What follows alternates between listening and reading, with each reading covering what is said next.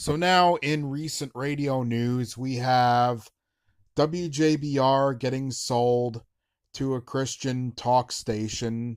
We have W ZXL getting sold to iHeartMedia.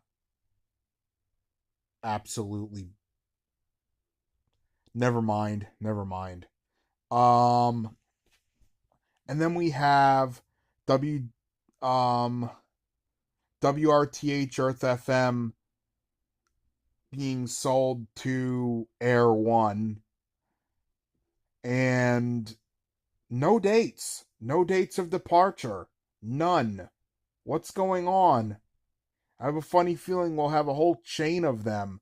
It's all up on Radio Insight. No dates at all. Later.